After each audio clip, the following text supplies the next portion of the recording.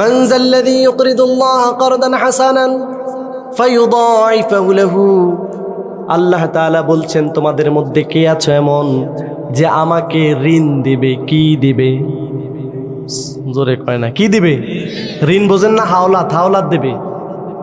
বন্ধু বন্ধুরে হাওলাত দেয় না?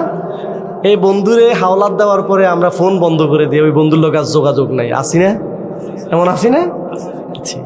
আল্লাহ তাআলা বলছেন আদাফান, বাড়িয়ে দেব, কাসীরা, বহু গুণে। আল্লাহ ঋণ চাইতেছে। যখন এই আয়াত নাজিল হয়েছে মদিনার জমিনে, মুসলমানদের মধ্যে তিনটা শ্রেণী বাইর হয়েছে। কয়টা শ্রেণী? এক নাম্বার, যারা বদর দেখে ইসলাম গ্রহণ করেছে, মূলত তারা মুনাফিক ছিল।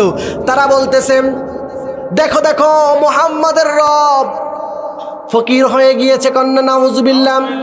আল্লাহর নবী সাল্লাল্লাহু আলাইহি ওয়াসাল্লাম মনে কষ্ট নিলেন। আল্লাহ তাআলা আয়াত নাজিল করেছেন, ও নবী আপনার আল্লাহ শুনেছেন, লাকাদ সামিআল্লাহু কাওলাল্লাযীনা ক্বালু ইন্নাল্লাহা ফাকীরুন ওয়া নাহনু আগনিয়া। ও নবী আপনার রব তাদের কথাগুলো শুনেছেন। কাদ সামিআল্লাহু কাওলাল্লাযীনা ক্বালু, যারা বলেছে ইন্নাল্লাহ, নিশ্চয় আল্লাহ তাআলা, ফকির, ওয়া নাহনু আগনিয়া, আমরা ধনী। মূলত ধনী কে? জোরে বলেন কে? টাকা পয়সা অর্থ সম্পদ যা আছে সব কিছুর মালিক কে? ক্ষমতার মালিক কে? আমাদের জীবনদাতা কে? অর্থাৎ সব বিষয়ে যিনি ধনী তিনি হচ্ছেন, বিশ্বাস হয়তো ইনশাল্লাহ। এই জন্য আল্লাহ তাআলা আবার উত্তর দিচ্ছেন, ওয়াল্লাহু গনিয়ুন ওয়া আনতুমুল ফুকারা।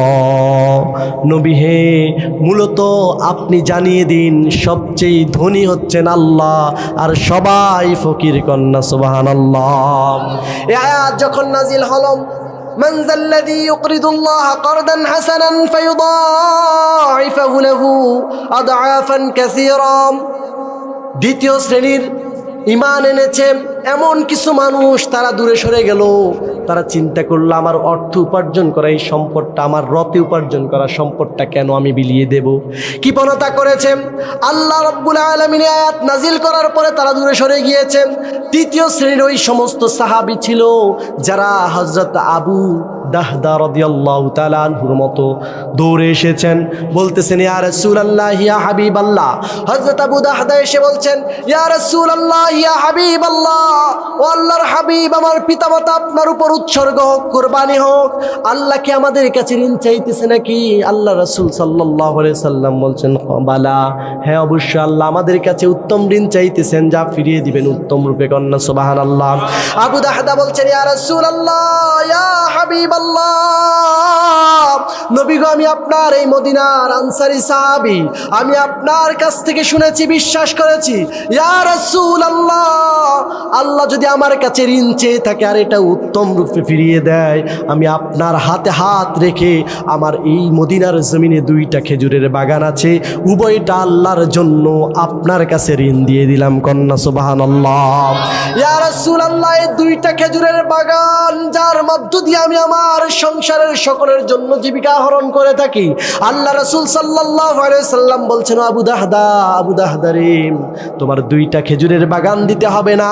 একটা খেজুরের বাগান তুমি আল্লাহর রাস্তায় দান করে দাও, আর একটা খেজুরের বাগান তোমার জীবিকা আহরণের জন্য রেখে দাও। কন্যা সুবহানাল্লাহ। আল্লাহ রাসূল সাল্লাল্লাহু আলাইহি ওয়াসাল্লামের এই সাহাবী হযরত আবু দাহদা রাদিয়াল্লাহু তাআলা আনহু খেজুরের বাগান 2টার মধ্য থেকে বলছে ইয়া রাসূলুল্লাহ, তবে শোনেন, আমার এই 2টা বাগানের মধ্যে, এই বাগানের মধ্যে 600 খেজুর গাছের মধ্যে, সবগুলো খেজুর গাছের মধ্যে খেজুর এসেছে এবং পাকা হয়ে গিয়েছে, বিক্রয়ের সময় হয়েছে। ইয়া রাসূলুল্লাহ, তবে এই 600 গাছ বিশিষ্ট এই বাগানটা আপনি আল্লাহর জন্য ঋণ হিসেবে গ্রহণ করুন। কন্যা সুবহানাল্লাহ। স্ত্রী খেজুর বাগানে কর্ম করতেছেন, এমন তো অবস্থায় স্ত্রীকে ডেকে বললেন, ও আমার বিবি, ও আমার বিবি, এদিকে আসুন, আজকে থেকে আমি খেজুরের বাগান আল্লাহর রাসূলের কাছে আল্লাহর জন্য ঋণ দিয়ে এসেছি। আল্লাহ রাসূল সাল্লাল্লাহু আলাইহি সাল্লাম বলেছেন এর বিনিময়ে জান্নাত দেবেন। সুবহানাল্লাহ কইবেন না? আল্লাহ রাসূলের এই কথা শুনেন বিবি বলছে আলহামদুলিল্লাহ, সুবহানাল্লাহ। এরকম যাই কইেন যে আজকে তো 10,000 টাকা লিখে এসছি, 5 মাসে দিব বা 2 মাসে দিব। ওই বেড়ার শীতের মধ্যে আর খাই দেই কাম নাই, বেড়া শীতে হাগল হয়ে গেছে, কইব কি কইতো না? হ্যাঁ? আর যদি বলেন বাবা মরে গেছে, বহুদিন হয়েছে, মা মরে গেছে, 20,000 টাকা লিখে এসেছি দুজনের নামে মসজিদের জন্য, তবে এ জায়গা করে নাই, এমন দজ্জাল আছে না নাই? কথা কোন আছে না নাই? ডরে তো আওয়াজও বাড়ে না। হ্যাঁ, আপনার বাবা মার মধ্য দিয়ে আপনি দুনিয়া আসেন না, তাহলে ভয় লাগে কেন? তোরে বলেন, যদি 20,000 দেওয়া লাগে মসজিদের জন্য দিবেন, বিনিময় বাপমার গুনাহ মাফের নিয়ত করে দিবেন। এবং দ্বিতীয় নাম্বার হচ্ছে, মসজিদ আমি একা নির্মাণ করতে পারবো না, আল্লাহ এই মসজিদের জন্য আমি নিয়ত করেছি, এই জন্যই যে আমি শুনেছি এই মসজিদ একমাত্র আপনার, আর এই মসজিদের মালিকানা কখনো ভাগ হয় না, এজন্য আমি সবটাই দিয়ে দিতে চাইছি, আল্লাহ আমার তো নাই, এটা দিয়েছি। আল্লাহ রাসূল বলেছেন কবর হাসরের ময়দানে মসজিদগুলোকে আগে জান্নাতে নিয়ে যাওয়া হবে, কন্যা সুবহানাল্লাহ। এর সনদ সম্পর্কে আমার জানা নাই, তবে এটা সত্য যে মসজিদগুলোকে জান্নাতের দিকে নিয়ে যাওয়া হবে। সবগুলো মসজিদ যখন যাবে, মসজিদের যারা খাদেম ছিল, মসজিদের যারা তদারকি করত, মসজিদ যারা পরিচালনা করত, ওই যারা মসজিদ আল্লাহর প্রতিবেশী, তাদেরকে ছাড়া মসজিদ জান্নাতে যাবে না, কন্যা সুবহানাল্লাহ। জান্নাতে ঘর চান? চান, মাশাআল্লাহ। এবারে কেন দিবেন? দিলে লাভটা কি? দুনিয়ায় আল্লাহ এরকম প্রমাণ দিছে কি দেয় নাই? আল্লাহ রাসূল সাল্লাল্লাহু আলাইহি ওয়াসাল্লামের প্রিয় জামাতাম এবং প্রিয় চাচাতো ভাই, নাম কি? মাশাআল্লাহ, হযরত আলী কাররামাল্লাহু ওয়াজহাহু। তিনি তার এমন একজন জীবন সঙ্গিনী পেয়েছেন, যেই জীবন সঙ্গিনী কোনোদিন একটা কাপড় স্বামীর কাছে আবদার করে চায় নাই। সুবহানাল্লাহ। আবদারের তো শেষ নাই, আছে না নাই? ইনকাম হয় 30,000, শপিং করতেই লাগে 40,000, মেকআপ লাগে 15,000, আছে না নাই? আচ্ছা, আমার বুঝে আসে না, সুন্দর মানুষ মেকআপ করবে কি জন্য? সে যদি নিজেকে সুন্দর দাবি করে, সে মেকআপ করার দরকার আছে? এজন্য এদেরকে ভয় না করে উৎসর্গ করে দিবেন আল্লাহর জন্য, জান্নাতে গেলে এর চেয়ে সুন্দরী রমণী পাবেন ইনশাআল্লাহ। হযরত আলী কাররামাল্লাহু ওয়াজহাহুর বিবি মা ফাতেমাতুজ জাহরা কোনোদিন স্বামীর কাছে কোনো কিছু আবদার করে নেয় নাই। এমন তো অবস্থায় একদিন অসুস্থ হয়ে পড়েছে। বিবি অসুস্থ, হাজব্যান্ডের পকেটে কত আছে জানে কি জানে না? আমার কয় না, জানে কি জানে না? জান। স্বামী এসে বলতে, ও প্রিয়তম স্ত্রী, কোনোদিন তো কোনো কিছু চাও নাই, এই অসুস্থতার মধ্যে দিয়ে তোমার কি খেতে মন চায় আমাকে একটু বলো। সুবহানাল্লাহ। রাসূল সাল্লাল্লাহু আলাইহি ওয়াসাল্লামের কলিজার টুকরা ফাতেমাতুজ জাহরা বলছে, ওগো স্বামী, কিছুই লাগবে না, কিছুই লাগবে না, তবে হ্যাঁ, এই অসুস্থতার তীব্রতায় আমার একটু আনার খেতে ইচ্ছে করেছে। সুবহানাল্লাহ। কিন্তু আপনার কাছে তো নাই। বলছে আছে, যেটা আছে সেটা দিয়ে আনা যাবে ইনশাআল্লাহ। একটা শাল ছিল, চাদর, বিক্রি করে দিয়েছে দিনার বা দিরহামের বিনিময়ে। বিক্রি করে হযরত আলী কাররামাল্লাহু ওয়াজহাহু একটি আনার ক্রয় করলেন, পকেটে করে নিয়ে যাচ্ছেন। এমন তো অবস্থায় সামনে একজন ফকির বা মিসকিন ধরলো, আলী, 2 দিন হয়ে গেছে কিছু খাই না, ক্ষুধার যন্ত্রণা সহ্য হচ্ছে না। ওগো আলী, তোমার পকেটে তো আনার আছে, আমাকে সেখান থেকে আনারটা দিয়ে দাও, আমি খেয়ে ক্ষুধা নিবারণ করি। আলী রাদিয়াল্লাহু তাআলা আনহু, আল্লাহ রাসূলের সাহাবী, নিজের প্রিয়তম স্ত্রীর জন্য অর্ধেক নিবেন নিয়ত করে, আর অর্ধেক দান করে দিয়েছেন। কন্যা সুবহানাল্লাহ। এতক্ষণ ছিল ক্ষুধার্ত, এখন যেই তো সামান্য খাবার পড়েছে, এই খাবার পড়ার কারণে ক্ষুধা কমছে না বাড়ছে? বলছে, আলী, যেই খাবার দিয়েছ আনার খেয়ে আমি সন্তুষ্ট, অনেক মিষ্টি, কিন্তু তোমার কাছে বলছি আমার ক্ষুধা তো নিবারণ হয় নাই, ক্ষুধা বেড়ে গিয়েছে, বাকিটাও দিয়ে দাও।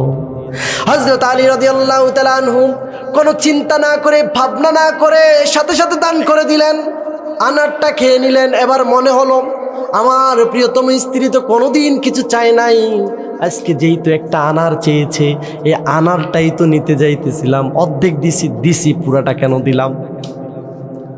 যাই হোক, আল্লাহর রাস্তায় দিয়ে দিলাম, আল্লাহর সন্তুষ্টির জন্য। বাড়ির দিকে রওনা হলেন। স্বামী যখন বাড়িতে আসে, স্ত্রীরা এমনিতেই বুঝতে পারে বাড়ির একটা থমথমে পরিবেশ তৈরি হয় কি হয় না? স্ত্রী বুঝতে পেরে দরজাটা খুলে দেখলেন হযরত আলী দাঁড়িয়ে আছেন লজ্জিত অবস্থায়। ওগো প্রাণের স্বামী, কি হয়েছে, কখন এসেছেন, কড়া কেন নাড়লেন না? আপনার তো কষ্ট হয়ে গেছে। সুবহানাল্লাহ। বাড়ির যে কইন না, বাবির কানে কানে কইন। হ্যাঁ, আর একটু জোরে কোনছে সুবহানাল্লাহ। এই আছেন তাইলে আপনারা। হযরত আলী রাদিয়াল্লাহু তাআলা আনহু বলছেন, ওগো প্রিয়তম স্ত্রী, আমি ঘরের কড়া কিভাবে নাড়ব? তুমি তো আমার কাছে কখনো কিছু চাও না। একটা মাত্র শাল ছিল, বিক্রি করে দিয়ে তোমার জন্য একটা আনার ক্রয় করেছি। আনারটা নিয়ে আসার সময় একজন মিসকিন আমার কাছে চেয়েছে, আমি দিয়ে দিয়েছি। এবারে বলেন তো বিবির অবস্থা আপনারটা হইলে কি হইব?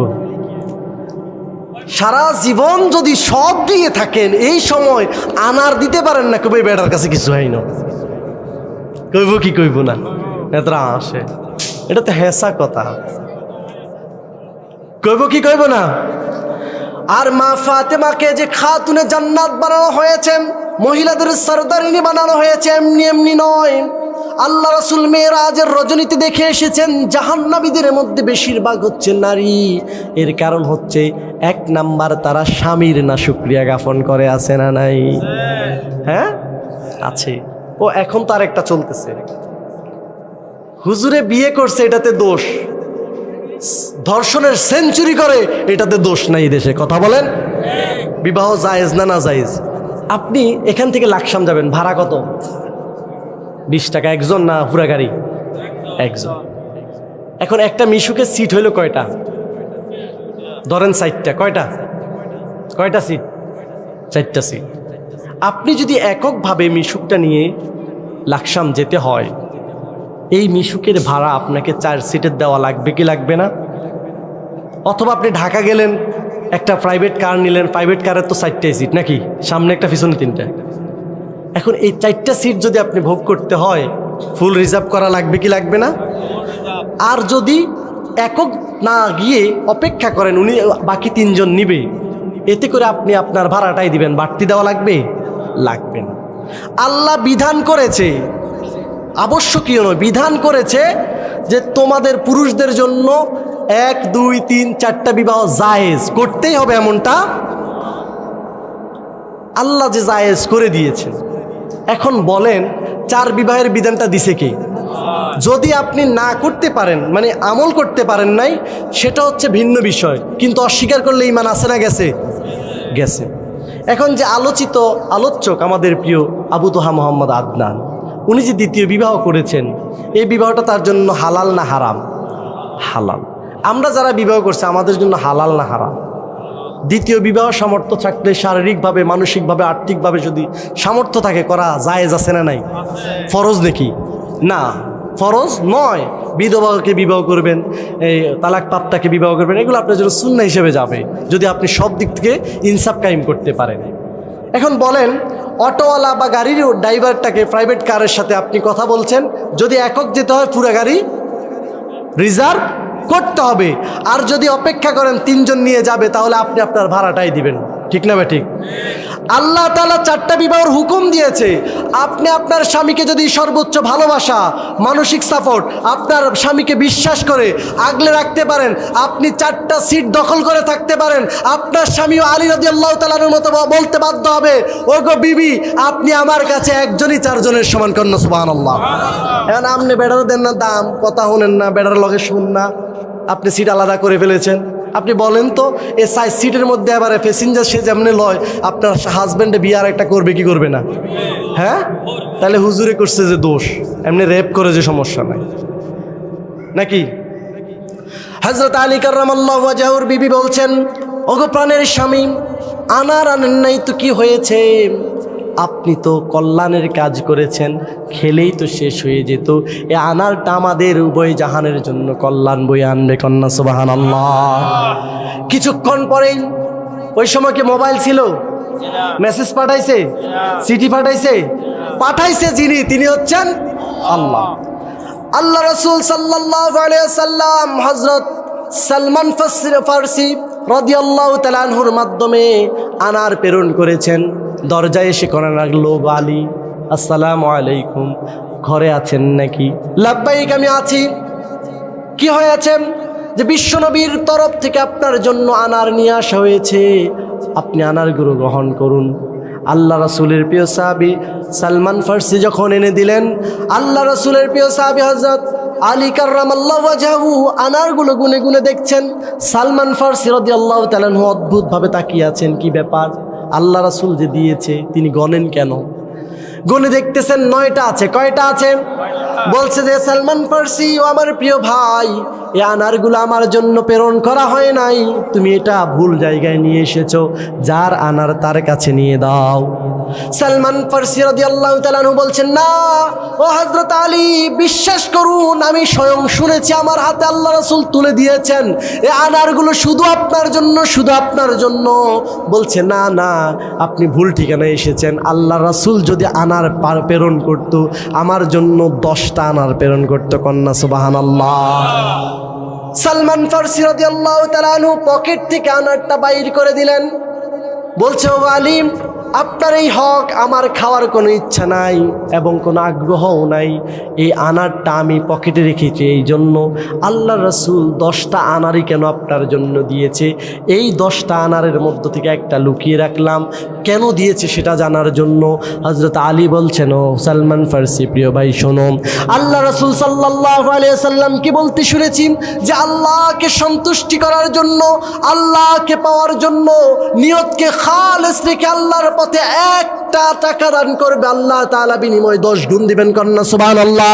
আমি আজকে আমার বিবির জন্য একটি আনার ক্রয় করেছি, আনারটা আল্লাহর সন্তুষ্টির জন্য একজন মিসকিনকে দিয়েছি, অর্থাৎ আমার বিশ্বাস ছিল আল্লাহ রাসূল যদি প্রেরণ করে 1টা 2টা নয়, 10টাই প্রেরণ করবে। কন্যা সুবহানাল্লাহ। কয়টা দেবে? 10টা দেবে। এখন বলেন, সে আল্লাহ আছে না নাই? সে আল্লাহর সেই ক্ষমতা আছে না নাই?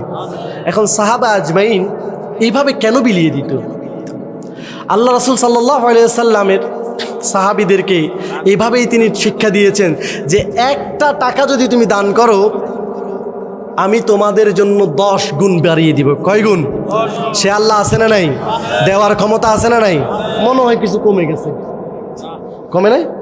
বিশ্বাস আছে তো ইনশাল্লাহ? আল্লাহ রাসূল সাল্লাল্লাহু আলাইহি ওয়াসাল্লাম কেমন ভাবে বুঝিয়েছেন, এমন দিন শিক্ষা দিয়েছেন যে তারা দুনিয়া বিমুখ হয়ে গিয়েছে, পৃথিবীর সব কিছুর বিনিময়ে একটা জিনিস পেতে চায়, সেটা কি? জান্নাত। কি? আল্লাহ রাসূল সাল্লাল্লাহু আলাইহি ওয়াসাল্লাম সাহাবা আজমাইনদেরকে বর্ণনা করছেন, ও আমার সাথীরাম, ও আমার সাহাবীরাম, তোমরা শোনো, আল্লাহ তাআলা বান্দার এই সাদাকার বিনিময় কত শক্তি দান করেন। চ্যারিটি অফ ফান্ড, এই যে দান সৎকার যেই বিনিময়টা আল্লাহ কিভাবে দেয় শোনো।